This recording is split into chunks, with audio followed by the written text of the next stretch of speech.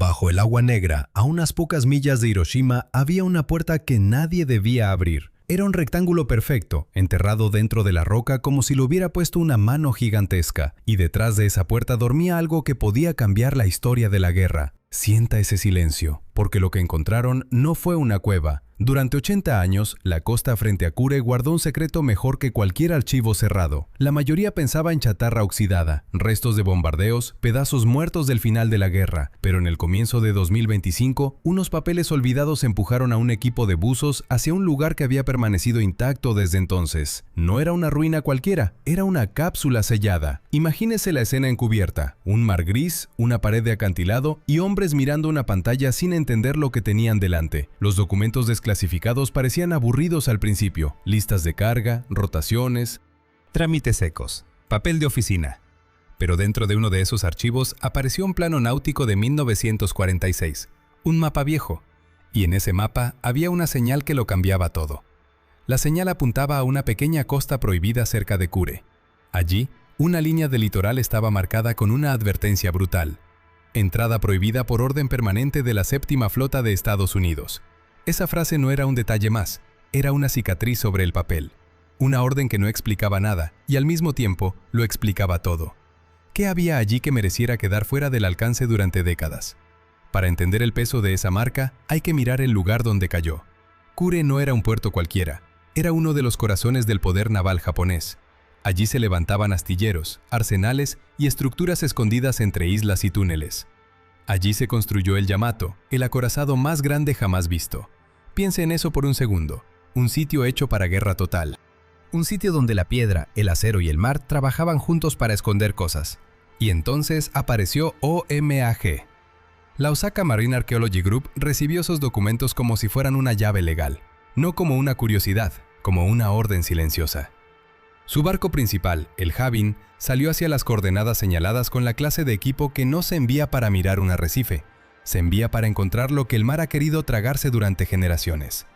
Al principio no vieron nada, solo roca vertical, agua oscura y un acantilado que parecía cerrarse sobre sí mismo. Pero estaban mirando en el lugar equivocado, no buscaron en la superficie, buscaron debajo. Y ahí, bajo unos 60 pies de agua, el sonar empezó a dibujar una forma imposible. Imagínelo con claridad. La pantalla se enciende, una línea, luego otra, después un borde limpio, recto, demasiado limpio para ser natural. Un rectángulo perfecto, de unos 50 pies de ancho y 30 de alto, incrustado en el corazón de la roca. La piedra parecía piedra, pero el eco decía otra cosa: era una puerta. No una cueva abierta por el tiempo, no una grieta, no un hueco caprichoso. Era una superficie sellada, de casi 8 pies de grosor, hecha para resistir presión, silencio y olvido. La clase de estructura que no se construye para entrar y salir todos los días, se construye para esconder algo que no debe ser visto. Y cuando el equipo entendió eso, la historia dejó de parecer arqueología, empezó a parecer una advertencia. Imagínese a los buzos descendiendo con la respiración lenta, los cables tensos, la luz filtrándose en una oscuridad espesa. Frente a ellos no había peces ni coral, había una pared sellada por manos humanas, un muro bajo el mar. No había nada romántico en ese momento, solo una sensación fría y pesada, la certeza de que alguien, hace 80 años, había querido borrar ese lugar del mapa. La operación para abrirlo tomó 3 días completos. 3 días de metal cortando, de herramientas mordiendo roca y concreto, de hombres calculando mal una fractura que podía derrumbarlo todo. No podían destruir la estructura. Si el sello cedía de golpe, todo el interior podía colapsar como una garganta aplastada. Así que abrieron apenas un hueco, del tamaño de una persona, en una esquina. Solo eso, lo suficiente para mirar, lo suficiente para cometer un error, no más. El tercer día, la pared cedió. Entonces salió una nube negra de agua estancada y lodo viejo, agua que no había respirado en décadas, agua muerta, el tipo de líquido que parece tener memoria. Hubo que esperar horas antes de meter el robot, y en ese lapso, el silencio debió de ser insoportable, porque todos sabían lo mismo. Si esa abertura conducía a algo grande, ya no habría vuelta atrás. Ya estaban dentro de la boca del secreto. El pequeño vehículo submarino, Kensi, entró primero. Luz blanca, cámaras, brazos mecánicos. Un cuerpo de metal avanzando despacio por el agujero. Primero vio oscuridad, luego algo más. No roca, no algas. Una pared de concreto, lisa, recta, fabricada. Piense en la sorpresa de ese momento. El robot gira 90 grados, la luz barre la superficie, y de pronto el espacio se abre. Ya no era una cavidad natural, era una obra humana gigantesca. Lo que apareció ante la cámara parecía un búnker sumergido, excavado con una intención obsesiva en el interior de la isla. Un escondite lo bastante grande como para albergar una máquina de guerra entera. El techo se elevaba muchísimo por encima del agua. Había pasarelas de concreto, puntos de amarre y estructuras que parecían grúas, cubiertas por una costra de 80 años. Todo estaba quieto, todo estaba enterrado en una especie de sueño mineral, y en el centro de ese silencio flotaba una sombra. Recuérdelo bien, una sombra. Al principio, la cámara solo atrapó una parte del casco, después otra.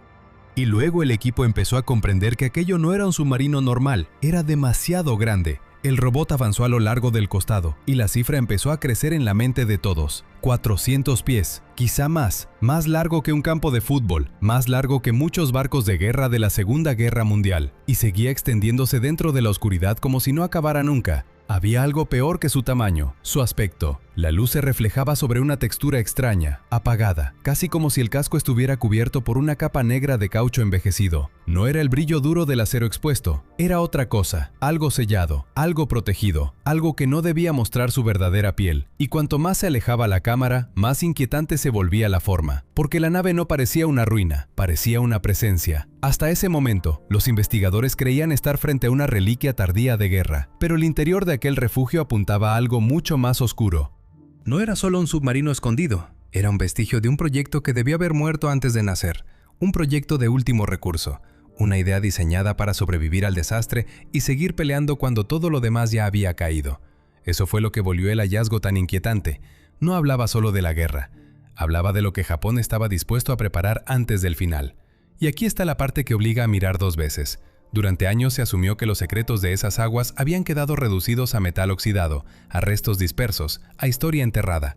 Pero el verdadero secreto estaba quieto, entero, cerrado, esperando justo bajo la costa. Mire esa imagen otra vez en su cabeza. Una puerta de piedra abierta a la fuerza, agua negra saliendo como humo y un monstruo de acero descansando dentro de una tumba hecha por hombres. No era un simple naufragio, era un fantasma de guerra, escondido donde nadie pensó buscarlo. Y lo peor es que esa sombra no fue encontrada por casualidad. Alguien dejó el mapa. Alguien quería que tarde o temprano alguien más entrara allí. Pero lo más inquietante no era el casco. Era lo que ese casco escondía en su vientre oscuro, como un sarcófago de guerra enterrado bajo el mar. Imagínelo despacio, una carcasa gigantesca, inmóvil, cubierta de sal y tiempo, y dentro de ella otra cámara, y dentro de esa cámara más secretos todavía. No era un simple submarino, era una nave construida para llevar la guerra a otro continente. Y eso cambia todo. Cuando el vehículo de exploración avanzó junto al costado, la escala empezó a volverse obscena. La proa parecía no terminar nunca. El cuerpo medía más de 400 pies, una sombra de acero demasiado grande para pertenecer al mar. Los investigadores entendieron enseguida que estaban frente a una de las máquinas más ambiciosas de la guerra del medio siglo. El nombre oficial era clase E-400 o Sentoku, submarinos especiales. Pero la expresión suena demasiado limpia para lo que realmente eran. Piense en esto con calma. Un submarino normal se esconde. Este, además, atacaba. Y no con torpedos solamente. Llevaba aviones. Esa era la locura central del proyecto. La marina japonesa no quiso construir un barco más grande. Quiso construir un refugio flotante para el golpe inesperado. Un monstruo capaz de cruzar medio planeta, emerger en silencio y soltar sus alas sobre el enemigo. El almirante Isoroku Yamamoto, el mismo hombre asociado con el plan de Pearl Harbor, empujó esa idea con la furia de quien quiere cambiar el mapa con una sola mano. No pensaba solo en ganar batallas, pensaba en humillar al adversario en su propio territorio. Y aquí conviene detenerse un segundo. El objetivo no era una isla, no era una base aislada, era la costa continental de Estados Unidos. Por eso estos submarinos necesitaban algo que en aquella época sonaba imposible. Necesitaban alcance global. Necesitaban cargar combustible, tripulación, repuestos y además varios aviones listos para despegar desde el agua. La cifra de autonomía que se les atribuye todavía impresiona hoy. Podían atravesar el Pacífico, rodear enormes distancias y seguir avanzando sin pedir permiso a nadie. Era una bestia diseñada para aparecer donde nadie la esperaba. La clave estaba en la cubierta frontal. Imagínela como un cilindro sellado, largo y estrecho, ocupando gran parte del casco. No era una cubierta cualquiera. Era un hangar hermético, una garra metálica cerrada sobre sí misma. Dentro iban guardados los hidroaviones Aichi M6A Seiran, hechos para una sola tarea, salir de un submarino y atacar. Nada más. 3 aviones por nave, esa era la carga habitual. 3 pájaros de guerra guardados en la panza de un gigante sumergido. Y eso solo ya habría bastado para convertir al proyecto en una rareza histórica. Pero el verdadero truco era la mecánica del lanzamiento. El submarino emergía, la tripulación corría sobre la cubierta mojada, los aparatos se sacaban del hangar con rapidez brutal y una catapulta neumática los arrojaba al aire. En menos de media hora podían estar los 3 listos. Mírelo en su cabeza, agua negra, metal mojado, hombres corriendo con el casco golpeado por el viento, un avión que se desliza hacia el borde, luego el golpe seco del lanzamiento, uno detrás de otro. Después de la misión, los hidroaviones amerizaban cerca del submarino, una grúa los recogía, y la nave volvía a hundirse, dejando apenas un remolino en la superficie. Era una coreografía pensada para desaparecer y para matar. Ese diseño tenía un propósito muy concreto. El plan japonés para estas naves se conocía como Operación Arashi. 2 submarinos, el E-400 y el E-401, debían cruzar el océano hasta las cercanías del Canal de Panamá. Allí lanzarían 6 aviones contra las esclusas de Gamboa. No era un blanco cualquiera, era una arteria vital. El canal permitía mover barcos entre el Atlántico y el Pacífico como si el planeta fuera un tablero abierto. Si ese paso caía, la Marina de Estados Unidos tendría que dar una vuelta enorme. Tiempo perdido, rutas alteradas, suministros retrasados. Era una herida estratégica, no solo un bombardeo. Y había otro detalle todavía más inquietante. Los aviones fueron pintados para parecer estadounidenses. Esa clase de engaño no buscaba la perfección, buscaba confusión. Buscaba unos segundos de duda en hombres que mirarían al cielo y pensarían, demasiado tarde, que algo no encajaba. Piense en ese instante. Un centinela alza la vista, ve siluetas conocidas, baja la guardia, entonces cae la bomba. Todo estaba listo. Los pilotos entrenaron, los submarinos zarparon a finales de julio de 1945. Pero el final de la guerra llegó antes. La misión quedó suspendida por una razón brutalmente simple. Japón se rindió. Y de pronto aquellas máquinas que debían abrir un nuevo frente quedaron flotando en el vacío, sin enemigo, sin destino. No era el fin del secreto, era el comienzo de otro. Cuando la Marina estadounidense se hizo con los gigantes, el impacto fue inmediato. Muchos oficiales ni siquiera sabían que existían. Imagine el golpe psicológico. Tras años de guerra submarina, de informes y patrullas, aparecen de pronto 2 colosos de acero que nadie había visto venir. Eso no era una captura común, era como encontrar la sombra de un arma que el mundo no debía conocer. Los tripulantes recibieron orden de rendirse. Los submarinos E-400 e E-401 fueron llevados a Pearl Harbor para examinarlos. Allí comenzó otra batalla, más silenciosa, más fría. No se disparaban torpedos, se medían remaches, se abrían compuertas, se estudiaba cada rincón como si el acero pudiera hablar. Y entonces vino la orden más dura de todas. Los estadounidenses decidieron borrar su rastro. No querían que la Unión Soviética entendiera lo que acababan de encontrar. Era el comienzo de otra rivalidad, y estos submarinos podían convertirse en una ventaja inesperada para el enemigo equivocado. Así que los sacaron al mar y los hundieron en aguas profundas con torpedos, sin ceremonia, sin testigos, sin preguntas. Uno de ellos, el I-402, fue hundido aparte, separado del resto, como si incluso muerto siguiera siendo un problema. A estas alturas conviene recordar el centro de todo esto. Si solo se habían terminado 3 submarinos de la clase, ¿qué hacía un casco similar, sellado dentro de una cueva cerca de Hiroshima, décadas después? Esa pregunta es la grieta por donde entra toda la tensión de esta historia. Porque los buzos no encontraron simplemente un recuerdo. Encontraron algo que no encajaba con la versión oficial. No era el I-400, no era el I-401, no era el I-402. Era otro casco, otro hermano, otro fantasma. Y esa posibilidad ya es bastante seria. Con el escaneo completo del casco apareció un detalle todavía más perturbador. La nave estaba recubierta por una capa negra, espesa, casi pegada a la piel del metal. Ese tipo de recubrimiento absorbía el sonar y ayudaba a tragarse las señales enemigas. En lenguaje simple, hacía más difícil verla. Para la época, eso era adelantarse años, quizá décadas. Una sombra diseñada para pasar bajo el radar antes de que esa idea existiera de verdad. Fíjese en la imagen, un submarino enorme, escondido en la oscuridad, vestido de negro para beberse el sonido. Suena a un prototipo de otra era, y sin embargo, estaba allí. Pero el golpe más fuerte llegó cuando la cámara bajó hacia las hélices. No eran hélices normales, no tenían el aspecto simple de las piezas de latón que uno espera ver en una máquina vieja. Estas tenían varias palas, una forma extraña, casi afilada, como si hubieran sido talladas para cortar el agua con una violencia distinta. No parecían de su tiempo. Parecían demasiado avanzadas para haber salido de aquella guerra. Fue entonces cuando surgió la sospecha de que no estaban ante un I-400 cualquiera, sino ante una versión modificada, un I-406 Sky, una variante experimental, o quizá un desarrollo de prueba. La palabra Kai ya sugiere una revisión, una mejora, una nueva piel sobre el mismo cuerpo. Y eso abre una puerta peligrosa, porque si el casco era distinto, entonces la historia oficial estaba incompleta. Aquí es donde el misterio deja de ser solo militar y se vuelve casi de laboratorio secreto. Algunos indicios apuntan a que esta nave pudo servir como banco de pruebas para un sistema de propulsión experimental. Al final de la guerra, ingenieros alemanes habían trabajado en una turbina impulsada por peróxido de hidrógeno concentrado. No era un motor común, era una idea desesperada para obtener velocidad y potencia en un mundo que ya se estaba desmoronando.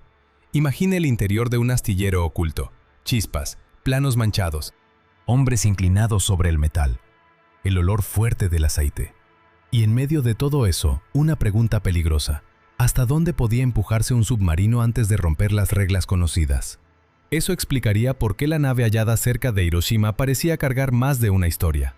No solo era un submarino de ataque, podía haber sido un laboratorio sumergido, una plataforma secreta para probar tecnología que el resto del mundo no vería hasta mucho después. Y si eso fuera cierto, entonces lo descubierto en la cueva no sería una reliquia cualquiera. Sería una pieza perdida de una carrera tecnológica escondida bajo la guerra. Mire otra vez la superficie negra del casco. No parece un naufragio, parece una boca cerrada a la fuerza. Y esa boca, todavía, no había contado todo. Eso les daba a sus submarinos de tipo 17 una velocidad bajo el agua que parecía imposible. Más de 25 nudos, suficiente para dejar atrás a un destructor. Pero había un precio. El sistema era tan inestable que rozaba lo suicida. Piensa en una bestia enorme, encerrada en acero, avanzando a ciegas por el fondo del mar. Rápida, demasiado rápida. Hay una teoría muy extendida sobre ese salto tecnológico. La posibilidad de que Japón hubiera recibido la idea de un submarino alemán en un intercambio secreto. Sea como sea, el I-406 Sky terminó siendo una pieza única. No era solo un vehículo, era un depredador sumergido, un objeto que parecía sacado de una pesadilla mecánica. Y, desde luego, no estaba pensado para cruzar el Canal de Panamá. Estaba construido para algo peor. El proyecto FGO era el verdadero centro de todo esto.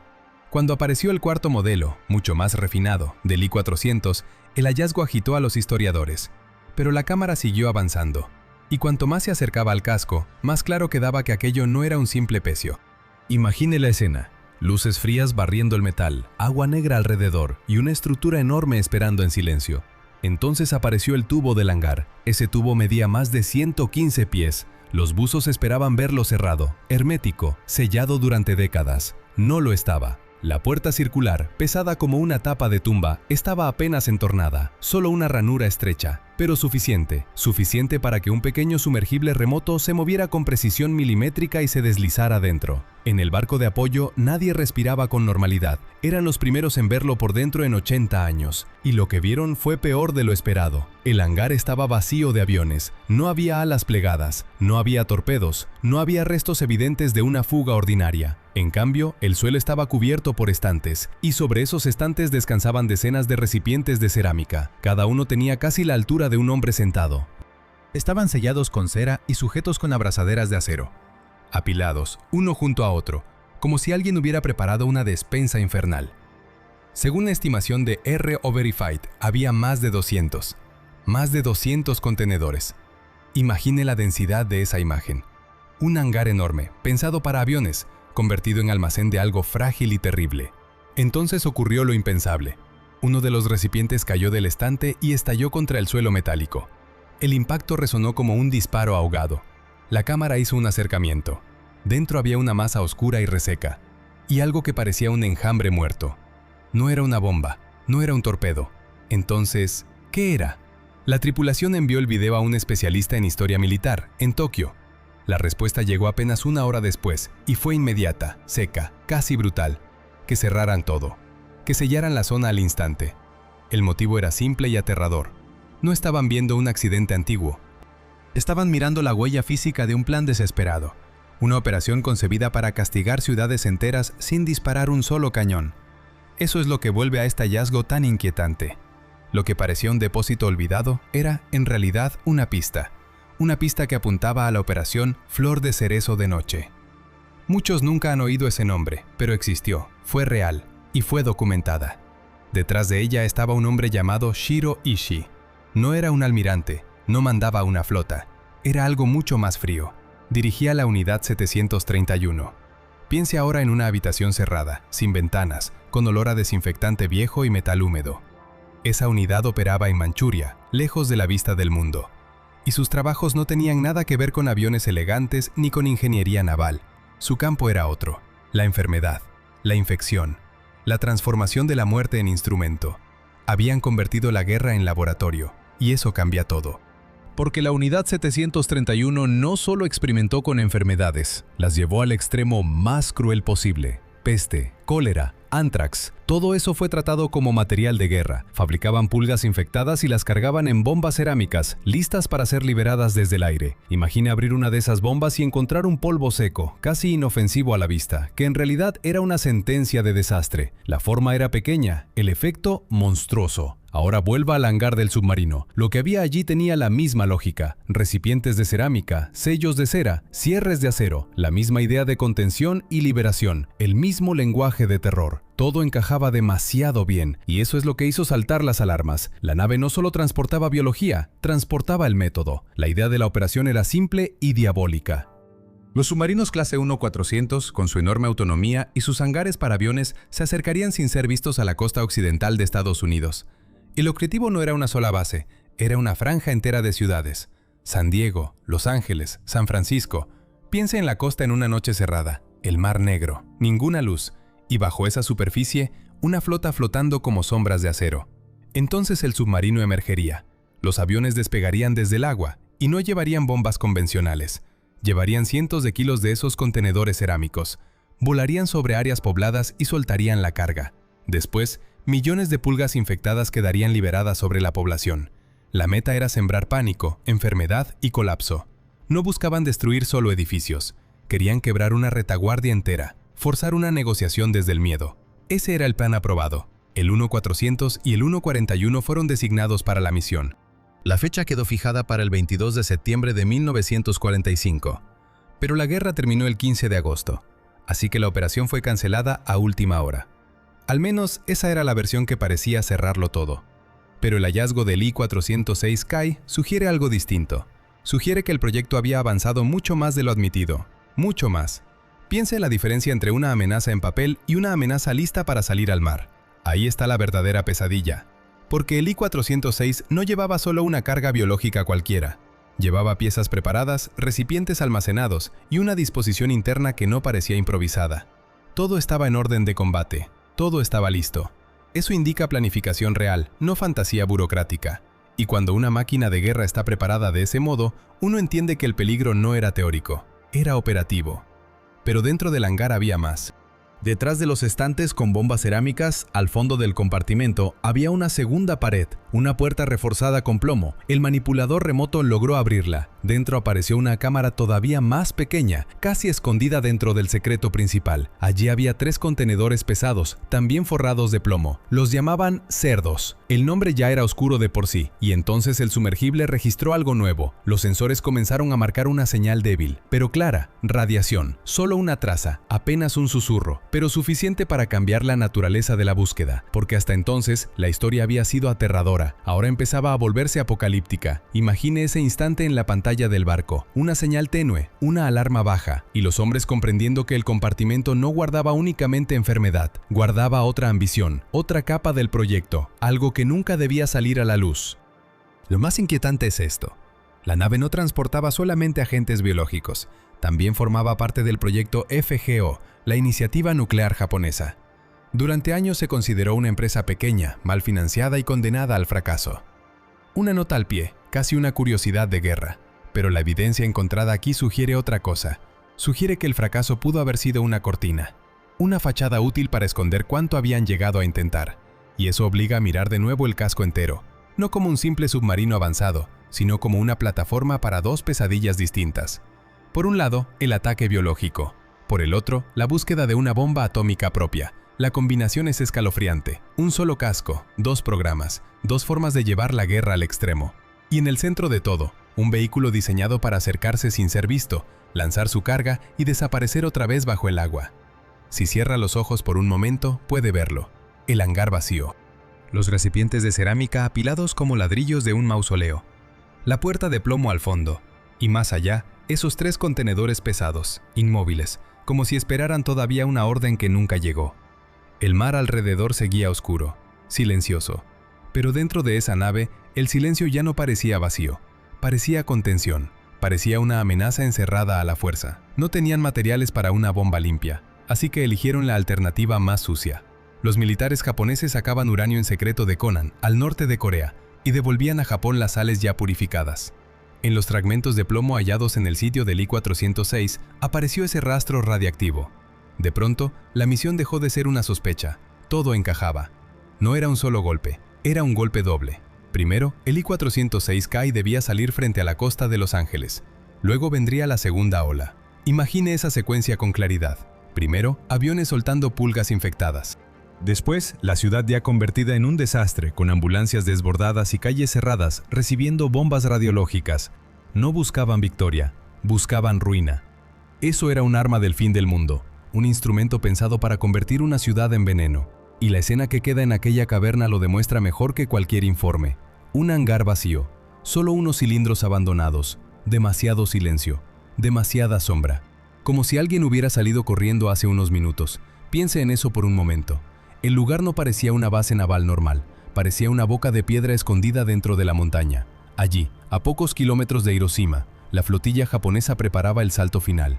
Era comienzos de agosto de 1945. Los aviones, según todo indica, estaban ya en cubierta, listos para partir, listos para desaparecer hacia California. Y entonces el mundo cambió de golpe.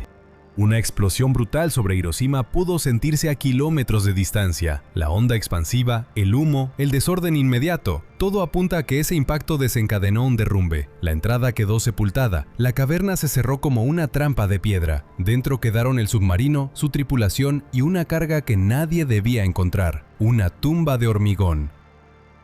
La caída no fue solo geológica, fue también histórica. El hallazgo del I-406K, con 2 tipos de carga para aquella operación de devastación, pertenece a esa clase de descubrimientos que obligan a mirar otra vez todo el final de la guerra. Pero lo peor no es lo que llevaba, lo peor es la pregunta que deja colgando en el aire. ¿Cómo pudo ocultarse durante tantas décadas?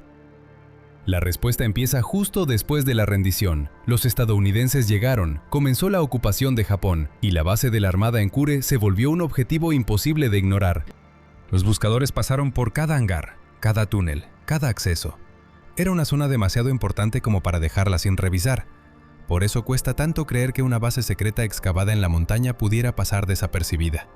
No pasó desapercibida. Los documentos desclasificados en 2025 rellenan ese hueco oscuro. A finales de 1945, un batallón de ingenieros que limpiaba escombros dio con una entrada sellada. Cuando la abrieron con explosivos, encontraron una escena parecida a la vista por los buzos. Un submarino enorme dormía en una laguna negra, como un animal atrapado bajo techo. Y entonces vieron los cuerpos. Decenas de marineros murieron dentro, atrapados por el derrumbe. Imagine ese instante. Un foco atravesando el polvo, humo en la boca del túnel, hombres avanzando con botas embarradas. Y de pronto, el casco inmenso del submarino apareciendo entre la oscuridad y el agua quieta. No era solo una máquina, era una cripta flotante. Luego apareció el cargamento, y ahí la historia se puso mucho más sombría. Los oficiales de inteligencia norteamericanos reconocieron de inmediato los contenedores de cerámica. Sabían exactamente lo que estaban viendo. Conocían el rastro del Escuadrón 731. No hacía falta explicar nada, bastaba mirar el material, el tipo de embalaje, la clase de protección. Era la firma de un programa siniestro. Conviene detenerse aquí, porque esta es la parte que muchos pasan por alto. No fue solo una captura militar, fue también una compra silenciosa de horror. Los norteamericanos encontraron a Shiro Ishii y a los jefes de aquel grupo, pero no los llevaron ante un tribunal. En cambio, negociaron. Les ofrecieron inmunidad total, ningún juicio, ninguna condena, nada. A cambio recibieron cada documento, cada carpeta, cada anotación sobre armas biológicas, todo lo que habían probado, mezclado y escondido. Washington quería esas páginas para sus propios programas. Y, todavía más importante, quería que nadie más las tuviera. especialmente la Unión Soviética. La operación de Sama selló ese intercambio en la sombra. Después, parte de ese conocimiento alimentó centros como Fort Detrick. Eso cambió la Guerra Fría antes incluso de empezar del todo. Tome un segundo y visualice ese traslado. Cajas cerradas, papeles manchados, técnicos con rostros cansados y un silencio espeso alrededor de lo que acababan de comprar. No se trataba de trofeos, se trataba de técnicas para matar a escala industrial. Pero entonces apareció el otro problema. El módulo del I-406 no solo contenía biología de guerra, también llevaba el material radiológico, y eso era peor. Estados Unidos acababa de presentarse ante el mundo como la única potencia atómica. Descubrir que Japón estaba a punto de lanzar un ataque radiactivo habría embarrado ese mensaje de arriba abajo. La idea de una guerra sucia japonesa, lista para golpear una ciudad americana, era demasiado peligrosa para contarse en voz alta. Había que enterrarlo. Y ahí nace la teoría más inquietante. La llaman la Escribanía del Pacífico. Es un nombre frío para algo muy oscuro. Todos conocen la Operación Paperclip, la red con la que Estados Unidos llevó en secreto a más de 1.600 científicos alemanes, incluido Wernher von Braun, para trabajar en cohetes y aviones. Pues bien, según esta teoría, en Japón existió una segunda versión, más silenciosa, más brutal, más fácil de negar. Según esa lectura, cuando los ingenieros norteamericanos dieron con el I-406K, la tripulación no había muerto, seguía allí, y se rindió. Los militares estadounidenses quedaron impresionados por el casco furtivo, por las hélices extrañas, por el motor experimental. No vieron un premio de guerra, vieron una ventaja tecnológica. Así habría entrado en escena el grupo G2 de MacArthur. La idea es que separaron al personal del submarino, ingenieros, técnicos y diseñadores, y los hicieron desaparecer. Nuevos nombres, nuevos destinos, nadie que pudiera hablar. Los constructores navales habrían terminado en Connecticut, ayudando en submarinos de nueva generación. Los expertos en lo de Ishii habrían sido llevados a Fort Detrick, y los especialistas en radiación a laboratorios atómicos recién abiertos. Esa pista encaja demasiado bien con otra imagen inquietante. El salto repentino de la tecnología submarina estadounidense en los años 50. Casco más limpio, menos ruido, mejor forma de moverse bajo el agua. Todo apunta a una transferencia de conocimiento que nunca se anunció. Y si eso ocurrió, el I-406 no fue solo una presa capturada, fue una cantera de secretos. Pero aún falta la decisión final. La Marina norteamericana no podía dejar que los soviéticos encontraran aquel monstruo bajo la roca. Tampoco podía moverlo. Era demasiado grande. Demasiado visible. Demasiado comprometedor, y hundirlo sin más habría levantado demasiadas preguntas. Así que eligieron la única salida posible, la más silenciosa, la más definitiva, la más difícil de contar. Cuando por fin entendieron lo que tenían delante, lo devolvieron a su sitio. No hubo celebración, no hubo alivio, solo un silencio espeso, de esos que caen sobre un grupo de hombres cuando ya han visto demasiado. Entonces aparecieron los cuerpos. Eran los restos de la primera cuadrilla.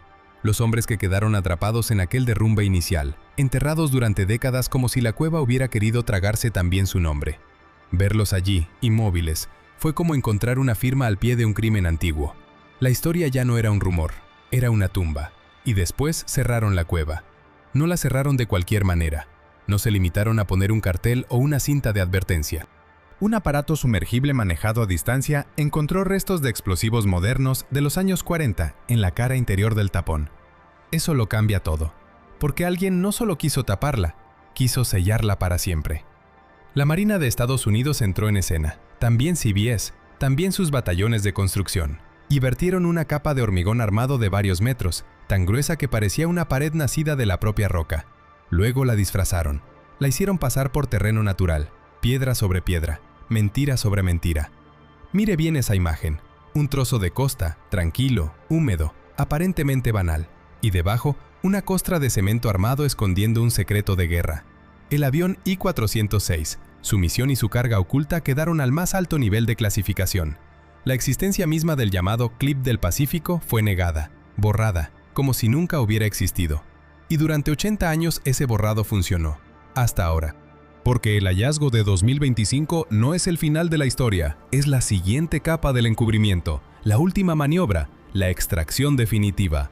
Y aquí es donde todo vuelve al presente. ¿Por qué desclasificarlo justo ahora? ¿Por qué abrir archivos que durante 8 décadas permanecieron cerrados con llave? ¿Por qué entregar a unos buzos privados el camino exacto hacia una cápsula de tiempo tan peligrosa? La respuesta oficial es elegante. La respuesta real, si uno escucha con atención, da miedo. La isla donde está la autopista I-406 se encuentra en una zona geológicamente inestable. En Japón, los temblores no son una rareza, son parte del suelo, parte del aire, parte de la vida. Y en los últimos años, los estudios del terreno dejaron algo claro. La roca alrededor del búnker secreto se estaba agrietando. Imagine esa escena, una pared de piedra, húmeda, oscura, callada durante generaciones, y de pronto una línea fina, después otra, luego un sonido seco.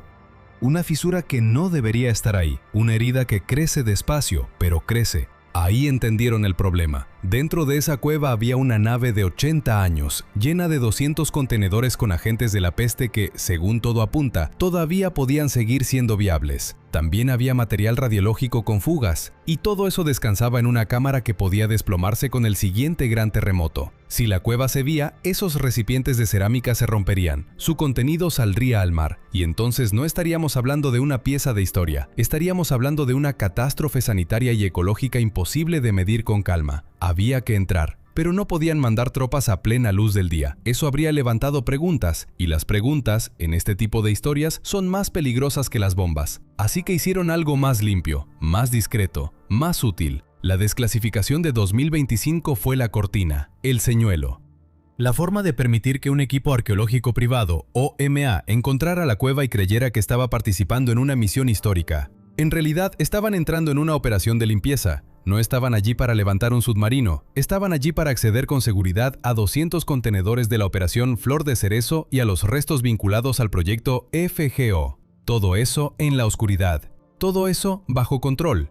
Todo eso lejos de las cámaras. Piénselo despacio. Un grupo de buzos convencidos de estar rescatando un tesoro olvidado, y al mismo tiempo una maquinaria estatal empeñada en retirar del fondo de la historia algo que jamás debió estar ahí. Ese es el primer relato. Pero existe un segundo, y es todavía más inquietante. La supuesta inestabilidad geológica podría ser solo una excusa. Una historia limpia, fácil de explicar, útil para justificar una entrada secreta. Tal vez, después de 80 años, no volvieron para limpiar una amenaza. Tal vez volvieron porque la amenaza siempre fue otra. Porque el I-406 Kai no sería una reliquia más. Sería la pieza que falta.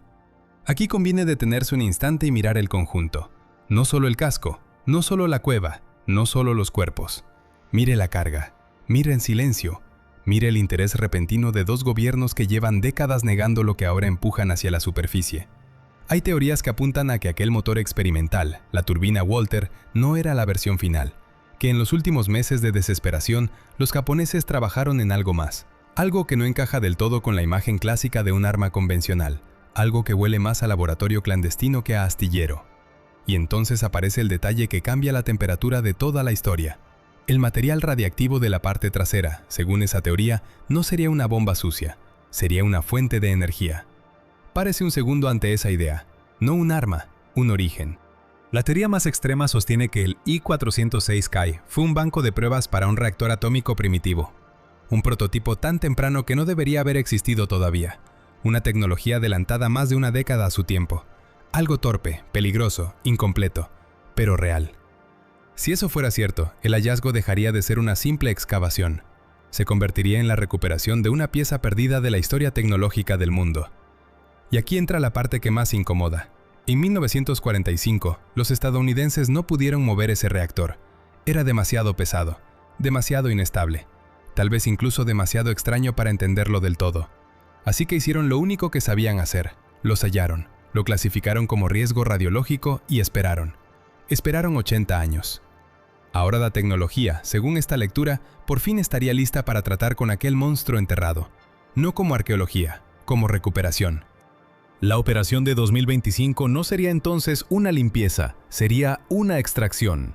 OMA no estaría retirando escombros, estaría buscando un prototipo de fuente de energía perdido en la sombra durante 8 décadas. Una reliquia que, de ser real, podría volver a alterar el equilibrio del mundo. Deténgase en ese contraste. Por un lado, un montón de cemento disfrazado de roca. Por otro, una tecnología enterrada como si fuera veneno. En medio, una guerra que casi se convirtió en algo peor que una guerra. Porque el verdadero horror del Primo 406 no es solo lo que transportaba, es lo que revela sobre lo que algunos estaban dispuestos a hacer. La versión oficial dice una cosa, una embarcación perdida de la guerra localizada por fin. La filtración dice otra, un equipo secreto retira materiales biológicos y radiológicos antes de que un terremoto los libere. La teoría más oscura dice la tercera.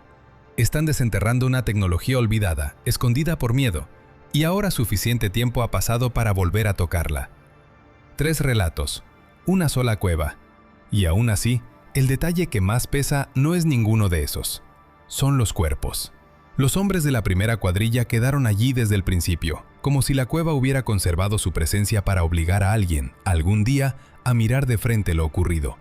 Eso fue lo que encontraron primero, y eso fue lo que selló todo lo demás. Porque cuando una tumba se convierte en depósito de guerra, y un depósito de guerra se convierte en secreto de Estado, ya no queda casi nada que pueda salir limpio. Solo queda esa pared falsa, ese hormigón enorme, disfrazado de monte. Y detrás, en una oscuridad que nadie ha querido volver a iluminar, la humedad sigue corriendo por la piedra como si la cueva respirara despacio.